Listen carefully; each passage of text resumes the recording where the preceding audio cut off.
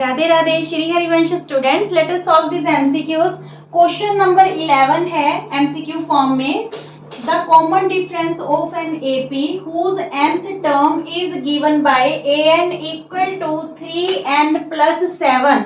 हमें जो nth term है वो इस फॉर्म में गिवन है an equal to 3n plus 7 और हमने फाइंड आउट क्या करना है, कॉमन डिफरेंस फाइंड आउट करना है। देखिए स्टूडेंट्स, यहाँ पे सबसे पहले हम n को 1 लेट कर लेते हैं, ठीक है। तो इससे हमारे पास a1 आ जाएगा। n की जगह हम क्या रिप्लेस करेंगे, 1। 3 इंटू 1 प्लस 7, 3 1 जा 3 प्लस 7 इक्वल में क्या आ गया, 10। मीन्स a1 की वैल्यू हमारे पास क्या आ गई, 10 आ गई। नाउ n को हम 2 लेट कर लेते हैं, ठीक है। इससे हमारे पास a2 आ जाएगी। an मीन्स a2 और 3n की जगह क्या रखें, 2, ठीक है। 3 इंटू 2 प्लस 7, 3 2 जा 6 प्लस 7, तो ये क्या आ गई, a2 हमारे पास 13 आ गई, ठीक है। और जो कॉमन डिफरेंस होते हैं वो क्या है, a2 माइनस a1, ठीक है। 2 कॉन्सिक्यूटिव टर्म्स के बीच का डिफरेंस। क्लियर। तो a2 हमारे पास 13 है और a1 हमारे पास 10 आई है, तो हमारे पास कॉमन डिफरेंस क्या आ गया, 3 आ गया। So option B is correct. Is it clear? Now question number 12, the distance of point P minus 3 minus 4 from x axis, x axis से point P कितनी दूरी पे है ये हमें बताना है। यहाँ पे आपको डिस्टेंस फॉर्मूला लगाने की जरूरत नहीं है स्टूडेंट्स। एक्स एक्सिस से अगर हमने किसी पॉइंट की जो डिस्टेंस बतानी है, अगर एक्स एक्सिस से पूछा है तो हम ऑर्डिनेट की वैल्यू बताएंगे, ठीक है। अगर वाई एक्सिस से पूछा गया है तो हम अब्सिसा की वैल्यू बताएंगे। तो इस केस में हमारे पास एक्स एक्सिस से इस पॉइंट की डिस्टेंस पूछी गई है, तो वो क्या है, -4। So option D is correct in this case. Okay. Now question number 13, the line segment joining -3 2 and 5 7 is divided by y axis in the ratio। एक लाइन सेगमेंट है, ठीक है, -3 और 2, 5 और 7 y एक्सिस द्वारा किस रेशो में डिवाइड की जा रही है, ठीक है। तो सबसे पहले जो रेशो है उसको हम k रेशो 1 लेट कर लेते हैं। क्लियर। यहाँ पे -3 x1 का काम करेगा और 2 y1 का, ठीक है। ऐसे ही जो 5 है x2 है और 7 क्या है, y2। क्लियर ये बात आपके। अब यहाँ पे क्योंकि y एक्सिस द्वारा डिवाइड की जा रही है ये जो लाइन है, इट्स मींस x क्या होगी हमारे पास, 0, ठीक है। x की वैल्यू 0 होगी और यहाँ पे y की कोई वैल्यू होगी, ठीक है। जो भी पॉइंट्स होंगे y एक्सिस पे वहां पे x क्या होगी, 0 होगी, क्योंकि वो पॉइंट y एक्सिस पे लाई कर रहे हैं। Is it clear? तो यहाँ पे देखिए हमारे पास जो रेशो निकालने के लिए फॉर्मूला है वो क्या है, देखिए जब हमने यहाँ पे x 0 है तो x की हम कोऑर्डिनेट्स कैसे निकालते हैं, x1 m2 plus x2 m1 upon में m1 प्लस m2, ठीक है। जो रेशो है वो क्या है हमारे पास, m1 और m2 की फॉर्म में, जिसे हमने k रेशो 1 ले रखा है। तो यहाँ पे x की वैल्यू हम क्या पुट कर दे, 0, क्योंकि y एक्सिस पे जो है डिवाइड कर रहे हैं, तो x की वैल्यू 0 होगी। इक्वल में x1 की वैल्यू देखिए हमारे पास, x1 की वैल्यू -3 है, ठीक है। m2 की वैल्यू हमारे पास 1 है, ये m1 हो गया और ये क्या हो गया, m2, ठीक है। प्लस x2 की वैल्यू हमारे पास 5 है, ठीक है। और m1 की वैल्यू हमारे पास क्या है, k, ठीक है। m1 की वैल्यू क्या है, k अपॉन में k plus 1, m1 plus m2, ठीक है। कुछ भी नहीं किया हमने, वैल्यूज पुट की हैं। x1 की वैल्यू -3 है, m2 की वैल्यू 1 है, प्लस का साइन, x2 की वैल्यू 5 है और m1 की वैल्यू k है, अपॉन में m1 प्लस m2। अब ये k प्लस 1 0 से मल्टीप्लाई हो जाएगा तो ये तो क्या हो जाएगा, 0 हो जाएगा, ठीक है। यहाँ पे 3 1 जा 3 और यहाँ पे ये क्या हो गया, 5k। क्लियर। अब ये -3 इधर आके क्या हो गया, +3 हो गया, ठीक है। 5k इक्वल टू 3, तो k की वैल्यू हमारे पास क्या आ गई, 3/5। ये 5 इधर आके डिवाइड हो जाएगा। हमने रेशो क्या ली थी, k रेशो 1 मीन्स 3/5 रेशो 1, तो ये 3 रेशो 5 आंसर आ गया। क्या आ गया, 3 रेशो 5। ऑप्शन डी है इसका करेक्ट रहेगा, ठीक है। ये चीज ध्यान रखना आप स्टूडेंट्स कि जब भी आपको क्वेश्चन में बोला जाएगा कि वाई एक्सिस से ये लाइन है जो डिवाइड हो रही है, तो इट्स मीन्स आपको एक्स जीरो लेनी है, ठीक है। तो वहां पे हम एब्सिसा के थ्रू ही बस इतना फॉर्मूला लगा के, सेक्शन फॉर्मूला लगा के वो वैल्यू हम फाइंड आउट कर लेंगे रेशियो की। अगर यहाँ पे आपको वाई एक्सिस की जगह एक्स एक्सिस बोला गया है, तो एक्स एक्सिस में हम x की तो कोई वैल्यू होगी पर वहां पे ऑर्डिनेट जीरो होगा, ठीक है। तो इस केस में हम क्या करेंगे, यहाँ पे सेक्शन फॉर्मूला में y की वैल्यू निकाल के उसके थ्रू हम रेशियो निकाल लेंगे। क्लियर।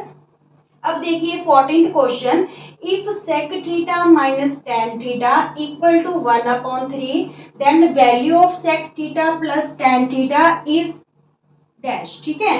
कि अगर sec theta minus tan theta आपके पास 1/3 है, तो आपको sec theta plus tan theta की वैल्यू निकालनी है। हमने 3 फॉर्मूलाज किए थे स्टूडेंट्स, उन्हीं फॉर्मूला से ये हमारा क्वेश्चन है जो सॉल्व हो जाएगा।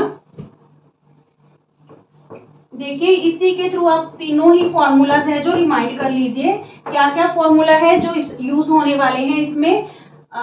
इस क्वेश्चन में तो एक ही यूज होगा, ठीक है। कौन सा यूज होगा, 1 प्लस tan स्क्वायर थीटा किसके इक्वल होता है हमारे पास, sec स्क्वायर थीटा के। किसके इक्वल होता है, sec स्क्वायर थीटा के, ठीक है। एक तो ये जो हमने फॉर्मूला किया था, इसे यूज करके हम इस क्वेश्चन को सॉल्व करेंगे। इसके अलावा जो सेकंड फॉर्मूला है वो है हमारे पास sine square theta plus cos square theta equal to 1, और जो थर्ड है वो है हमारे पास 1 plus cot square theta equal to cosecant square theta, ठीक है। ये कॉसेक स्क्वायर थीटा, ये 3 फॉर्मूलाज आप टिप्स पे कर लेना। इन तीनों फॉर्मूला से रिलेटेड आपको किसी भी टाइप में एमसीक्यू फॉर्म होके आ सकता है। फिलहाल हमें सेक थीटा और tan थीटा की माइनस tan थीटा की वैल्यू दे रखी है, तो हम ये वाला फॉर्मूला यूज करेंगे। कैसे, देखिए सबसे पहले ये जो tan स्क्वायर थीटा है, राइट हैंड साइड आके क्या हो गया माइनस का, तो ये ए स्क्वायर माइनस बी स्क्वायर की फॉर्म में आ गया, जिसे हम क्या लिख सकते हैं, a plus B means sec theta plus tan theta into sec theta minus tan theta. Clear. अब हमें वैल्यू किसकी गिवन है, sec theta minus tan theta equal to 1/3, ठीक है। तो यहाँ पे sec theta plus tan theta, और यहाँ पे इसकी वैल्यू क्या फिल कर दे, 1/3, ठीक है, इंटू में 1/3। अच्छा ये 1/3 इधर आके क्या हो जाएगा, रेसिप्रोकल 3/1 बन जाएगा। तो हमारे पास sec theta plus tan theta की वैल्यू आ जाएगी, तो वो वैल्यू हमारे पास क्या आ गई, 3 1 जा 3। सो ऑप्शन डी इसमें करेक्ट रहेगा। क्लियर। ये तीनों आइडेंटिटीज हैं या तीनों फॉर्मूलाज हैं जो भी, ये आपको टिप्स पे ध्यान में होने चाहिए, क्योंकि इससे रिलेटेड एमसीक्यू कोई भी रह सकता है। ओके चलिए स्टूडेंट्स क्वेश्चन नंबर 15 देखते हैं। The value of sine 30 plus cos 30 minus sine 60 plus cos 60 is dash. देखिए ये इससे रिलेटेड एमसीक्यू तो आपको रहेगा। तो सबसे पहले तो आपको टेबल बनाना आना चाहिए, ठीक है, कि जो हमारे पास 0 डिग्री है, 30 डिग्री है, 45, 60, 90 डिग्री, इनकी वैल्यूज क्या हैं। सबसे पहले तो वो आप टेबल है जो टिप्स पे बनाना सीख लीजिए।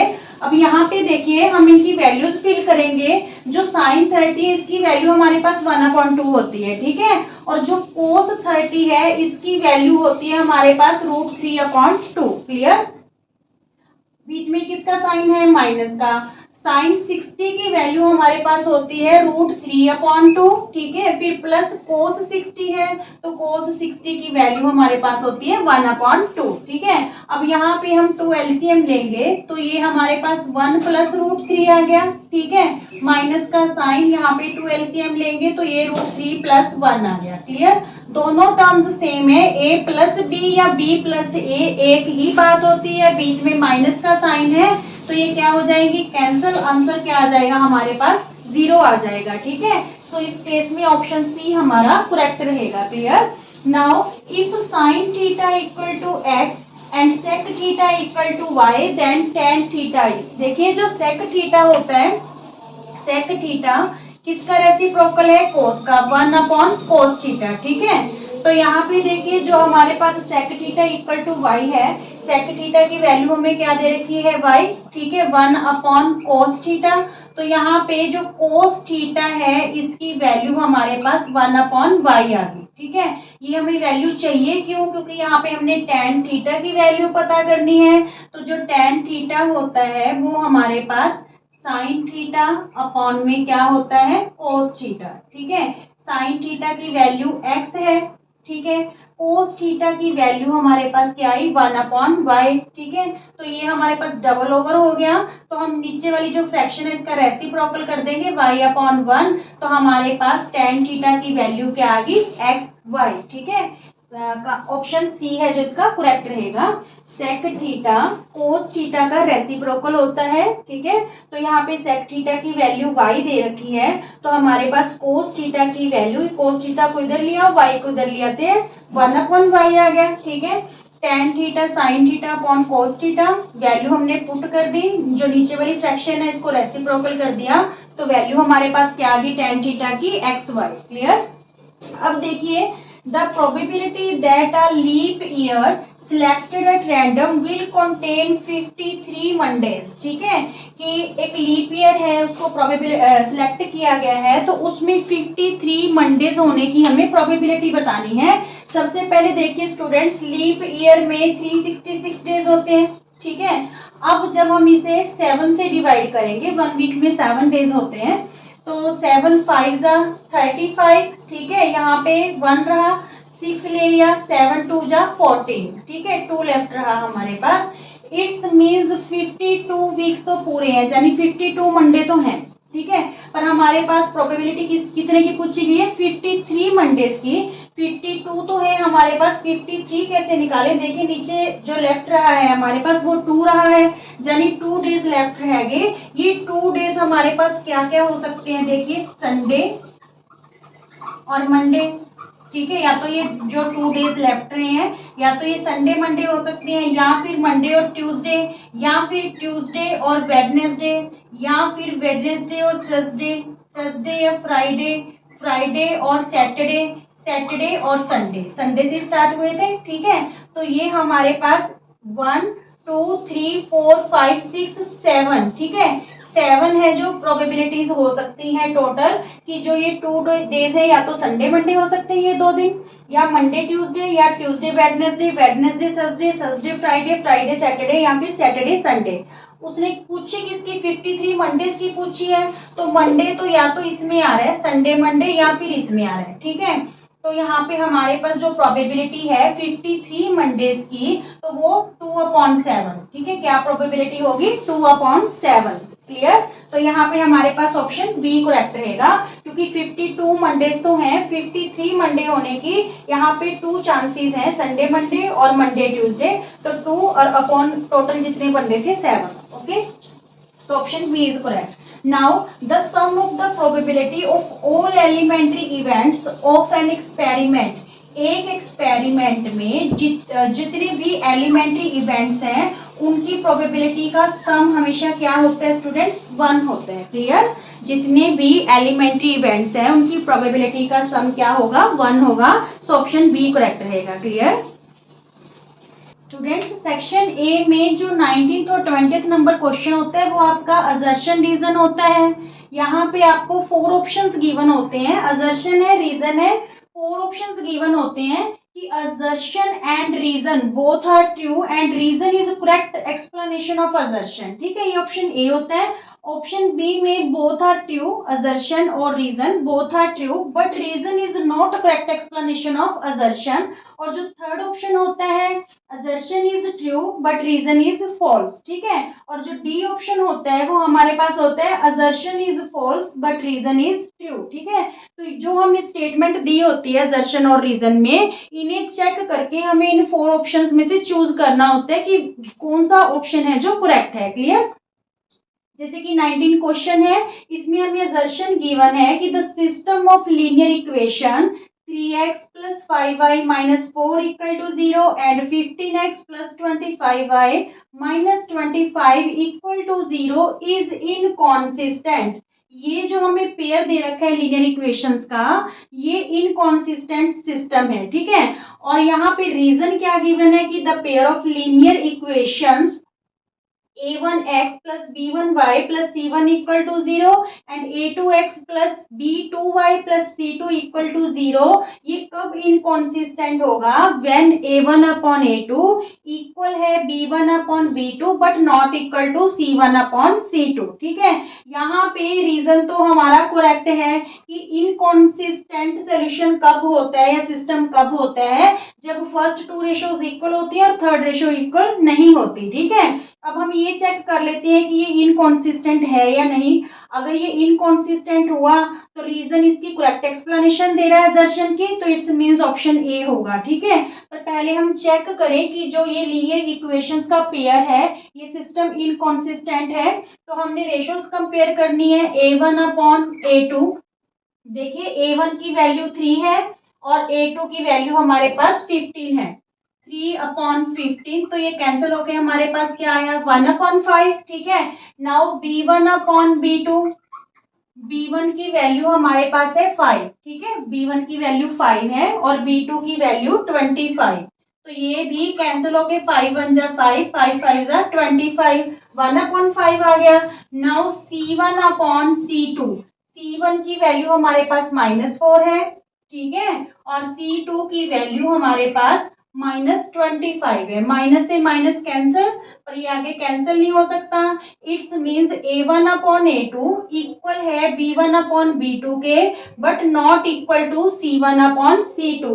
तो इट्स मींस ये इनकॉन्सिस्टेंट हुआ, और इनकॉन्सिस्टेंट तब होता है जब फर्स्ट टू रेशोज इक्वल हो और थर्ड रेशो इक्वल ना हो। ठीक है, तो it's means both reason and assertion are true and reason is correct explanation of assertion। so इस केस में ऑप्शन ए करेक्ट रहेगा आपका। क्लियर? अब देखिए जो 20th नंबर का क्वेश्चन है।